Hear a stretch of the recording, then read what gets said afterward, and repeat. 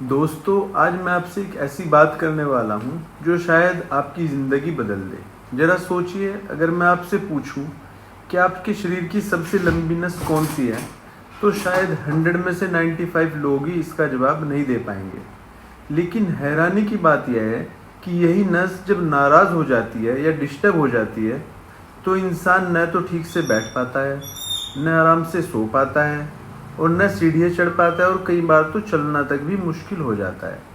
और सबसे अफसोस की बात यह है कि लोग महीनों तक इसे गैस, कैल्शियम की कमी, यूरिक एसिड या मामूली कमर दर्द समझकर इधर उधर इलाज कराते रहते हैं। तो दोस्तों, आज हम बात कर रहे हैं शाइटिका की। लेकिन मैं आपको किताबों वाली मुश्किल भाषा में नहीं समझाऊंगा। मैं चाहता हूं कि जब यह वीडियो आप ख़त्म करें तो आप अपने घर में भी किसी को 2 मिनट में यह बीमारी समझा सकें। पहले एक छोटी सी कहानी सुनिए। एक दिन मेरे पास एक पेशेंट आते हैं। उन्होंने कुर्सी पर बैठते ही कहा, डॉक्टर साहब, कमर में ऐसा दर्द है कि जान निकल रही है। मैंने पूछा, दर्द सिर्फ कमर में है या पैर तक भी जाता है? उन्होंने कहा, कमर से निकल कर कूल्हे पर, फिर जांघ, फिर पिछली पिंडली और कभी कभी पैर की उंगलियों तक करंट जैसा दौड़ रहा है। मैंने कहा, अब आपकी बीमारी कमर की नहीं, एक नस की कहानी लग रही है। तो दोस्तों, यही सबसे बड़ी गलती होती है। हम दर्द जहां महसूस करते हैं उसी को बीमारी समझ लेते हैं।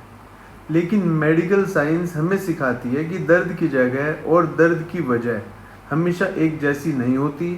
अब ज़रा आप तसव्वुर कीजिए कि आपके घर में एक बड़ी पानी की पाइपलाइन लगी है, और अगर बीच में कोई एक पत्थर रखकर पाइप को दबा दे तो पानी सिर्फ वहाँ नहीं रुकेगा, पूरे घर में इसका असर दिखाई देगा।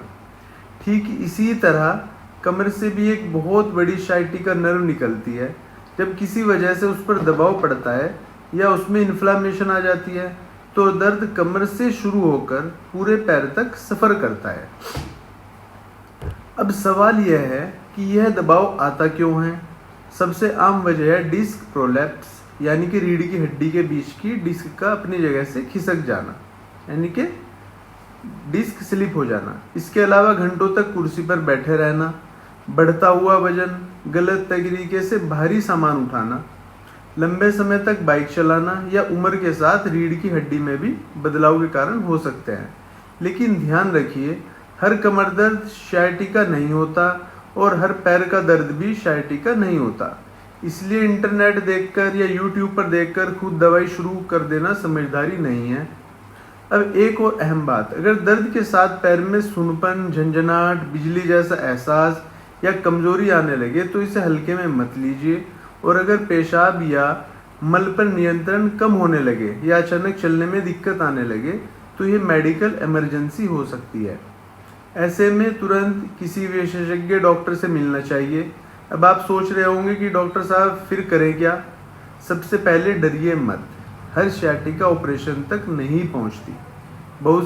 बहुत से मरीज सही सलाह, सही एक्सरसाइज, सही पोस्चर, वजन नियंत्रित करने के बाद और समय पर इलाज से अच्छा सुधार महसूस करते हैं।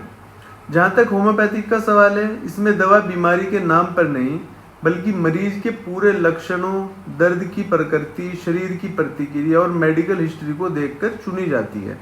इसलिए एक ही बीमारी के 2 लोगों की दवा अलग अलग हो सकती है। यही वजह है कि बिना जांच किसी भी दवा का नाम सुनकर उसे लेना सही नहीं है। तो दोस्तों, मेरा मकसद सिर्फ दवाइयाँ बताना नहीं है। मेरा मकसद यह है कि आप बीमारी को समझें, क्योंकि जब इंसान बीमारी को समझ जाता है तो आधी घबराहट तो वहीं ख़त्म हो जाती है। और याद रखिए, इल्म भी अल्लाह की बहुत बड़ी नेमत है। जितना सही इल्म होगा उतना सही फैसला होगा। इसलिए इस वीडियो को आखिर तक देखिए, क्योंकि आगे मैं आपको ऐसी आसान संकेत बताऊंगा जिसमें आप समझ पाएंगे कि कब यह साधारण कमर दर्द है और कब आपको देर के बिना डॉक्टर से मिलना चाहिए। अब सबसे ज़रूरी सवाल, क्या घर बैठे कोई इंसान अंदाज़ा लगा सकता है कि उसका दर्द साधारण कमर दर्द है या शाइटिका नर्व की तरफ इशारा कर रहा है? देखिए, अंतिम निर्णय तो डॉक्टर की जांच के बाद ही होता है, लेकिन कुछ बातें आपको सतर्क ज़रूर कर सकती है। अगर दर्द कमर से शुरू होकर सिर्फ एक पैर में नीचे की तरफ जाता है या खांसने या छींकने पर बढ़ जाता है लंबे समय तक बैठने के बाद उठना मुश्किल हो जाता है और पैरों में झंझनाहट, सुनपन या करंट जैसा एहसास होता है, तो ऐसी सिचुएशन में किसी विशेषज्ञ से सलाह लेना समझदारी है। अब मैं आपसे एक बात पूछता हूँ, अगर आपके मोबाइल का चार्जर बीच से कट जाए तो क्या सिर्फ मोबाइल बदल देने से समस्या ठीक हो जाएगी? बिल्कुल भी नहीं। असली खराबी तो चार्जर में है। ठीक इसी तरह कई बार लोग दर्द वाली जगह पर तेल स्प्रे लगाते रहते हैं, पेन किलर लेते रहते हैं, लेकिन असली वजह कहीं और होती है। इसलिए हमेशा कारण तक पहुंचने की कोशिश कीजिए। अब बात करते हैं इसके बचाव की। अगर आपकी नौकरी ऐसी है जिसमें घंटों कुर्सी पर बैठना पड़ता है, तो हर 30-40 मिनट के बाद 2 मिनट के लिए उठकर चलिए। अगर आपको वजन ज़्यादा है तो धीरे धीरे उसे कम कीजिए। भारी सामान उठाते समय कमर नहीं, घुटनों को मोड़कर उठाइए। और सोते समय बहुत ज़्यादा धंसने वाले गद्दे से बचिए। और नियमित हल्की स्ट्रेचिंग और डॉक्टर की सलाह के अनुसार एक्सरसाइज भी काफ़ी मददगार हो सकती है। लेकिन याद रखिए, हर एक्सरसाइज हर मरीज के लिए सही नहीं होती। अब होम्योपैथिक की भी बात कर लेते हैं, क्योंकि आप में से बहुत से लोग इसी वजह से ये वीडियो देख रहे होंगे। होम्योपैथिक में इलाज व्यक्ति विशेष के अनुसार किया जाता है। जैसे किसी मरीज का दर्द दबाने से कम होता है, किसी का गर्म सिकाई से, किसी का चलने से और किसी का आराम करने से। इसी वजह से दवा का चुनाव भी अलग अलग हो सकता है। इसलिए सोशल मीडिया पर किसी दवा का नाम सुनकर उसे खुद से शुरू करना सही तरीका नहीं है। पहले सही डायग्नोसिस, फिर सही ट्रीटमेंट, यही समझदारी है। दोस्तों, आज इंटरनेट पर जानकारी बहुत है, लेकिन सही जानकारी कम है। मेरा मकसद डर फैलाना नहीं, बल्कि सही इल्म पहुंचाना है। अगर इस वीडियो से आपने सिर्फ एक बात भी सीख ली कि हर कमर दर्द गैस नहीं होता और हर दर्द को महीनों नज़रअंदाज नहीं करना चाहिए, तो मुझे लगेगा कि मेरी मेहनत सफल हो गई। अल्लाह ताला ने इंसान को शरीर एक अमानत के तौर पर दिया है, उसकी हिफाजत करना भी हमारी ही जिम्मेदारी है। दोस्तों, दर्द को छिपाइए मत, समझिए, इलाज को टालिए मत, सही सलाह लीजिए। अगर आपको यह वीडियो फ़ायदेमंद लगी हो तो इसे अपने वालिदैन, भाई बहन, दोस्तों और उन लोगों तक ज़रूर पहुंचाइए जो कमर या पैर के दर्द से परेशान हैं। हो सकता है आपकी एक शेयर की हुई वीडियो किसी की तकलीफ़ कम करने का ज़रिया बन जाए।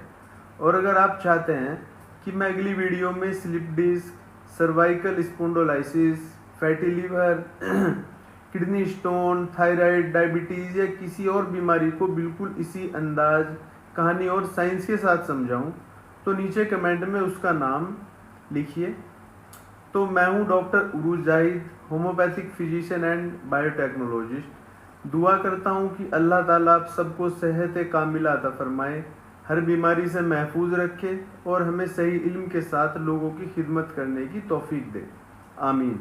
अस्सलाम वालेकुम वरहमतुल्लाहि वबरकातुहू।